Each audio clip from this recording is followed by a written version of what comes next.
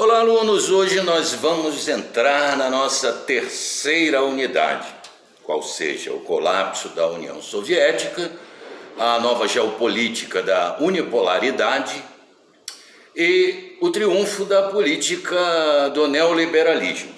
O período abordado vai de 1990, 91, com o fim da União Soviética, até 2008, 2010. Bem, nós vamos começar, eu escolhi para começar o assunto falando logo sobre a economia, porque o que há de marcante, muito importante nesse período, é o triunfo da economia neoliberal no mundo capitalista e avançando sobre a Eurásia, a União Soviética, a antiga União Soviética, a Federação Russa, no final do século XX.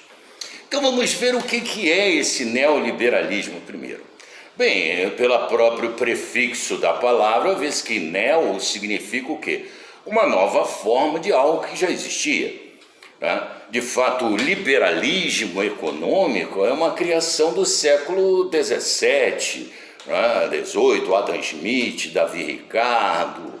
Né? E esse liberalismo econômico ele surgiu numa reação da nova ordem econômica capitalista contra a regulamentação dos monopólios e das companhias comerciais controladas pelo Estado absolutista, que foram muito importantes para que o capitalismo se consolidasse no mundo na expansão marítima europeia do século XVI, XVII. Muito bem. O fundamento desse liberalismo econômico, que o próprio nome deixa claro, é o quê? Seria a liberdade para os agentes econômicos. Laissez-faire, laissez-aller, laissez-passer. Deixe fazer, deixe passar, deixe andar. Tá? Seria a liberdade econômica. Os agentes econômicos, os empresários, os produtores, os camponeses, todas as pessoas teriam liberdade para produzir, vender, comprar, negociar, com o mínimo de interferência do Estado. Ao Estado caberia o quê? Manter a ordem pública, proteger a nação, preservar o cumprimento das leis, enfim, o básico. A ideia é que essa liberdade econômica conduziria à prosperidade, enfim, a um período de grande prosperidade, porque livre das entraves e amarras lá do Estado absolutista, os agentes econômicos procurando o melhor para si, o maior resultado, o melhor lucro, iriam oferecer à sociedade os melhores produtos, as melhores condições, graças à competitividade. Muito bem, o que nós vimos é que a observação do período da história é que esse liberalismo econômico ele levou a uma série de crises no século XIX, no século XX, a principal dela foi a crise de 1929, a concorrência predatória entre essas empresas, com práticas econômicas, enfim, predatórias, práticas econômicas que favoreciam as grandes empresas contra as pequenas, o dumping, que é baixar o preço artificialmente até o seu concorrente quebrar para se impor no mercado. Enfim, as crises econômicas, crise de superprodução, a de desregulação no mercado, a maior delas foi em 1929, iniciada nos Estados Unidos, elas conferem ao sistema capitalista um momento de grande instabilidade. E essa concorrência econômica ela vai levar a intranquilidade econômica, falências de empresas, desemprego. No sistema liberal também não contempla a proteção à força de trabalho, as regras são draconianas, a exploração dos trabalhadores é intensa.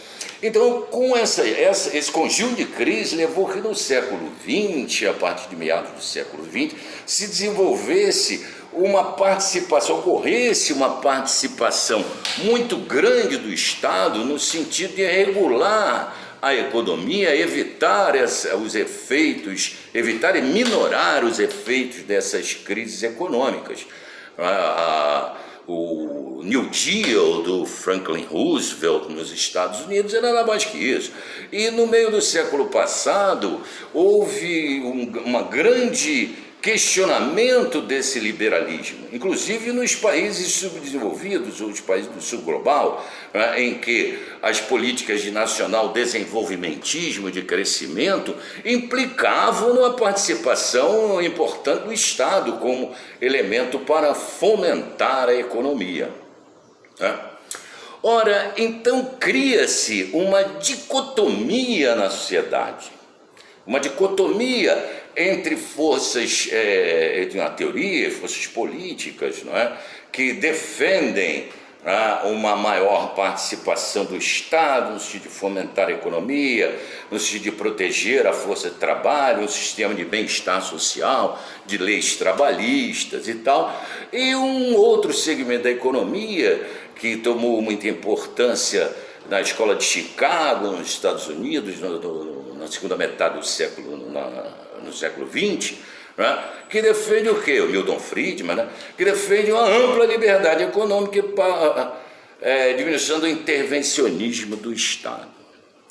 Ora, para discutir essa política neoliberal, eu vou voltar com vocês até uma discussão do século XVII, quando a França estava prestes a viver a sua revolução, a Revolução Francesa, que criou as bases políticas para o desenvolvimento do capitalismo.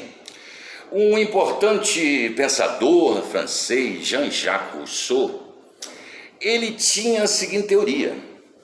Dizia Rousseau que o ser humano é por natureza bom, é por natureza um ser gregário, generoso, que tenderia a viver em comunhão, produzindo a felicidade com sua comunidade. Ele pegava muito os exemplos que estavam vendo nas sociedades que estavam descobrindo nas Américas e outra parte do mundo. Ele falava do bom sauvage ou bom selvagem, né?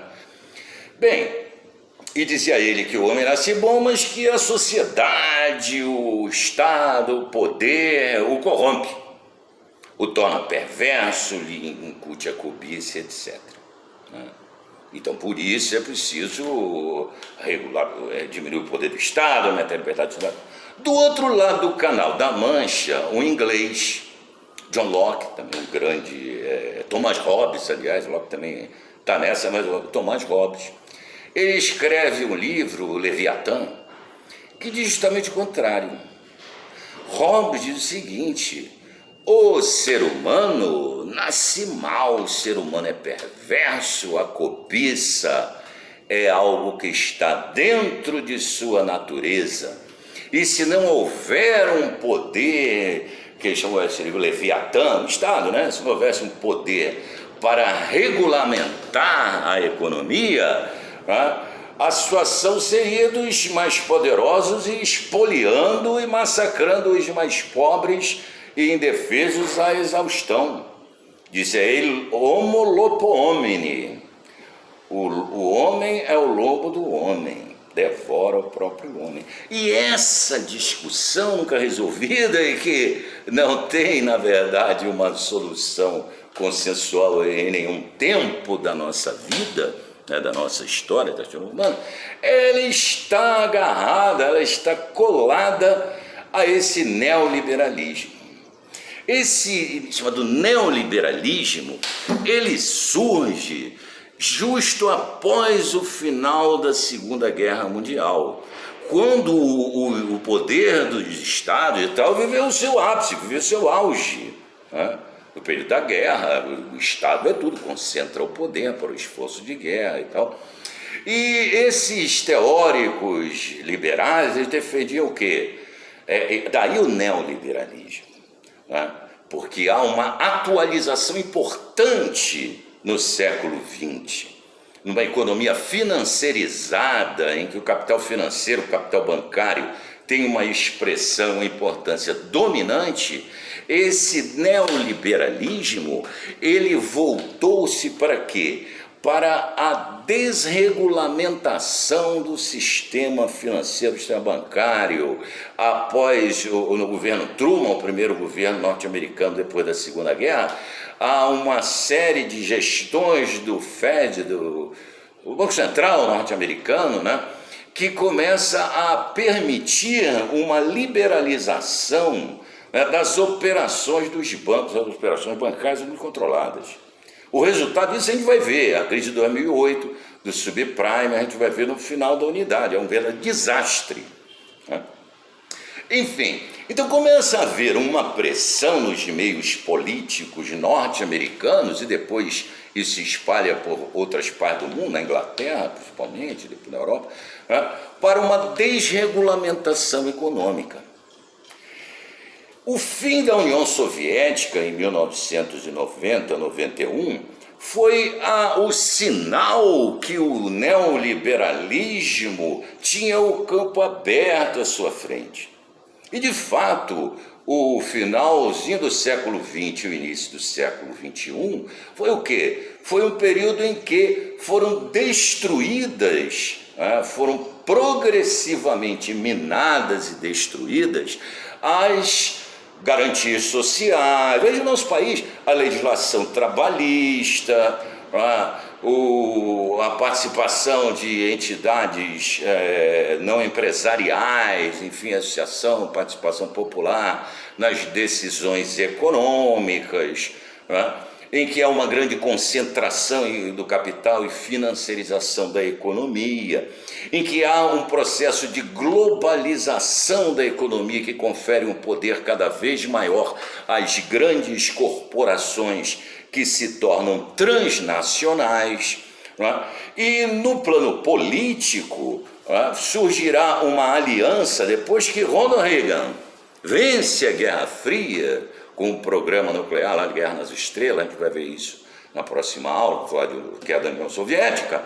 Ele faz uma aliança com a primeira-ministra Thatcher, Margaret Thatcher, na Inglaterra, e parte para uma política de destruição de direitos sociais em toda parte do mundo. A Thatcher comprou uma queda de braço e venceu contra os sindicatos dos mineiros nos Estados Unidos. O governo Reagan acabou com qualquer vestígio que havia sobrado um sistema de welfare state, de bem-estar social, de garantias ao trabalho, sistema de saúde, etc. Tornou a economia americana absolutamente controlada pelo capital, pelo mercado, como eles dizem, o mercado que é tudo.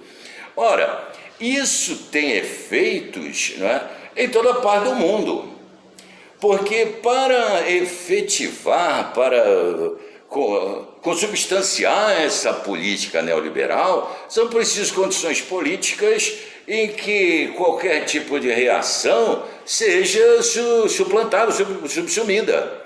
E daí vem o Pinochet, no Chile, o ditador mais sanguinário dentre as ditaduras aqui da América Latina. Ele implantou lá um protótipo desse programa neoliberal, na segunda metade da década de 70, implantou lá o protótipo. Às vezes o nosso ministro da Economia, Paulo Guedes, era funcionário lá, trabalhava lá no governo chileno, sei lá o que ele fazia lá, mas enfim, a política neoliberal foi implantada lá e tem resultados. Os seus resultados estão aparecendo hoje. Quem acompanha o que está acontecendo no Chile, a destruição do sistema previdenciário, a privatização de grande parte dos serviços de educação e tal, implica numa queda da qualidade de vida. E a queda da qualidade de vida da população é mundial. Nos próprios Estados Unidos, ora, aquela prosperidade que você via nos Estados Unidos de pós-guerra, nos filmes, jovens de classe média dirigindo Cadillacs, carrões e tal, embora isso não fosse também generalizado, mas o ganho dos trabalhadores norte-americanos era de fato efetivo, era muito superior ao do resto do mundo depois da guerra, aqueles subúrbios com aquelas casas muito bem estruturadas, aquelas comunidades prósperas, vem dando lugar a milhões de trabalhadores, de pessoas abaixo da linha da pobreza, morando em cabaninhas, em trailer, enfim, na rua, homeless. Há um empobrecimento muito grande, né, da população mundial. Os dados da ONU que indicam que nas últimas décadas houve um progresso, uma diminuição da desigualdade, estão todos eles ancorados pelos resultados da China, que nos últimos 20 anos tirou 850 milhões, ou 750 milhões, 800 milhões de pessoas, né, da miséria absoluta e colocou numa situação de classe média. Isso leva os dados mundiais para cima. Mas em todo o mundo capitalista houve um empobrecimento muito grande da população e uma concentração tremenda de renda, né? Você vê que os bilionários, aqui no Brasil, né, o 1% mais rico da população tem a riqueza correspondente aos 50% mais pobres do povo. Durante a pandemia, a pessoa disse, o fracasso econômico, fracasso nada. O projeto neoliberal é um grande sucesso, passou a boiada. Os bilionários no Brasil acrescentaram às suas fortunas ano passado cerca de 164 bilhões de dólares, um troço astronômico. E você vê o mundo hoje capitalista, segunda ordem liberal, né, vivendo um empobrecimento de milhões de pessoas, enquanto um seleto grupo de bilionários está projetando que viagens espaciais, os caras estão fazendo para ir para o espaço. Né? Essa nova ordem liberal, neoliberal, que vem sendo implantada aceleradamente aqui no mundo capitalista, ele está, parece que, dando razão ao velho Thomas Hobbes, que dizia que homo lobo homini, o homem é o lobo do homem. Vamos continuar na próxima semana.